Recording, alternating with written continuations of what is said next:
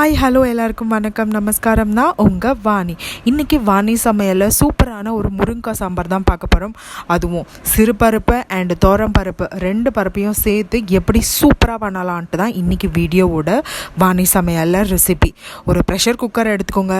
1 cup சிறுபருப்பு, 1 cup பருப்பு, தேவையான அளவு முருங்கைக்காய் எடுத்துக்கோங்க. பட் இந்த சாம்பார் ரொம்ப ரொம்ப சூப்பராக இருக்கும். கண்டிப்பாக சாதம், தோசை எல்லாத்துக்குமே சூப்பராக இருக்கும். ஒரு தக்காளியில் பாதி மட்டும் வேகிறதுக்கு அதாவது ப்ரெஷர் வச்சு தான் நம்ம இறக்க போகிறோம். ஸோ பச்சை மிளகா தேவையான அளவு எடுத்துக்கோங்க. மஞ்சள் தூள் 1 சிட்டிகை சேர்த்துக்கோங்க. ஆன்டிபயோட்டிக், உப்பு தேவையான அளவு சேர்த்துக்கோங்க. தேவையான அளவு தண்ணீர், அதாவது அந்த காய் அந்த பருப்புகள் எல்லாமே முங்குற அளவுக்கு, அதாவது முழுகிற அளவுக்கு, ஹவு டு சே தட், ஃபுல்லாக ஆகிற அளவுக்கு நீங்கள் தண்ணி ஊற்றிக்கோங்க. ஸோ ரொம்ப தண்ணி வேண்டாம், இல்லைனா அடி பிடிச்சிரும். ஸோ ரொம்ப கம்மியாக தண்ணி வச்சிட்டிங்க அப்படின்னா ஒரு மாதிரி தீஞ்ச ஸ்மெல் அடிக்கும். ஸோ கரெக்டான தண்ணி பதம் வச்சுக்கோங்க. ப்ரெஷர் குக்கரில் பார்த்து குக் பண்ணணும். ப்ரெஷர் அடங்கினதுக்கப்புறம் தான் எப்போவுமே ப்ரெஷர் குக்கர் ஓப்பன் பண்ணணும். நீங்கள் ப்ரெஷர் அடங்குறதுக்கு முன்னாடியே ஓப்பன் பண்ணிங்கன்னா அது ப்ரெஷர் அப்படி டப்புன்னு வெடிக்கிறதுக்கான சான்சஸ் இருக்குது. ஸோ கேர்ஃபுல்லாக குக்கர் ஹேண்டில் பண்ணுங்கள். ப்ரெஷர் 2 விசில் போனதுக்கப்புறம் நீங்கள் மெதுவாக கலட்டுங்க. நல்லா மசிஞ்சு நல்லா குக் ஆகிருக்கும். அந்த பருப்போடு சேர்ந்து அந்த தக்காளி, பச்சை மிளகா அண்டு மஞ்சள் தூள் சேர்த்துருக்கிறதுனால நல்ல கலர்ஃபுல்லாக இருக்குது பாருங்கள். முருங்கவும் நல்லா வெந்தெடுத்து. ஸோ இந்த அளவுக்கு தான் அது கரெக்டான ஒரு பதம் உங்களுக்கு. ஸோ சில பேர் ஒரு விசிலே இறக்கியிருப்பா, ஆனால் பருப்பு முழுசாக இருக்கும். அது நல்லா இருக்காது. சாம்பாரை பொறுத்த வரையில் நீங்கள் பருப்பு நல்லா குழஞ்சா மட்டுமே அவட உங்களுக்கு நல்ல ஒரு டேஸ்ட் கிட்டும். ஸோ ட்ரை பண்ணி பாருங்கள். இந்த பருப்பு சாம்பார் ரொம்ப ரொம்ப சூப்பராக இருக்கும். ஏன்னா 2 டைப்பில் நம்ம 2 பருப்பு சேர்த்துருக்கோம். கொஞ்சம் போல் புளி தண்ணீர் சேர்த்துக்கோங்க.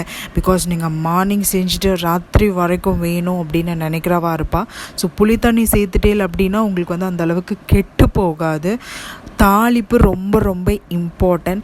நீங்கள் நல்லெண்ணெயும் சேர்த்துக்கலாம், கடலெண்ணெயும் சேர்த்துக்கலாம். டிபெண்ட்ஸ், நீங்கள் உங்கள் ஆற்றுல என்ன குக்கிங் ஆயில் வச்சுருக்கீங்களோ அது சேர்த்துக்கோங்க. 1 ஸ்பூன் அளவுக்கு கடுகு சேர்த்துக்கோங்க. கடுகு நல்லா பொரிஞ்சதுக்கப்புறம் நீங்கள் உளுத்தம்பருப்பு சேர்த்துக்கோங்க. உளுத்தம்பருப்பு நல்லா அந்த கலர் மாறும் போதே உங்களுக்கு நல்ல ஒரு ஸ்மெல் கொடுக்கும். அதாவது அரோமா நல்லா கொடுக்கும். ஸோ நல்லா அது பொரிஞ்சதுக்கப்புறமா நீங்கள் கொஞ்சம் போல் சீரகம் சேர்த்துக்கோங்க. சீரகம் நல்லா பொரிஞ்சிடணும்.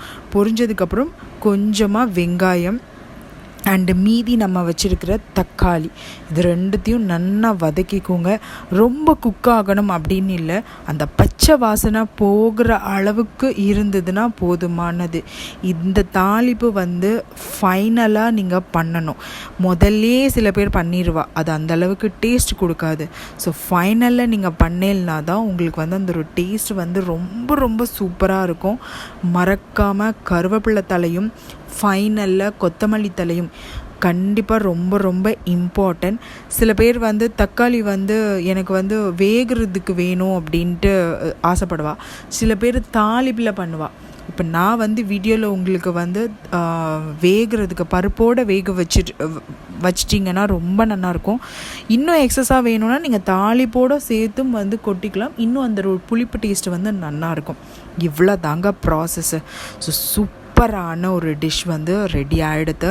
இது எல்லாத்தோடவும் சப்பாத்தியோடையும் சாம்பாரோடையும் தயிர் சாதத்தோடையும் நல்ல ஒரு காம்பினேஷனாக இருக்கும். ஸோ இந்த முருங்கைக்காய் சாம்பார் டிஃப்ரெண்ட் ஸ்டைலில் செஞ்சு பார்த்துட்டு எப்படி இருந்ததுன்னு மறக்காமல் கமெண்ட் செக்ஷனில் ஷேர் பண்ணிக்கோங்க. இது போல் சூப்பரான வீடியோஸோடு நான் நெக்ஸ்ட் போஸ்ட்டில் சந்திக்கிறேன். மறக்காமல் வாணி சமையல் சேனலை சப்ஸ்கிரைப் பண்ணுங்கள். தேங்க்யூ.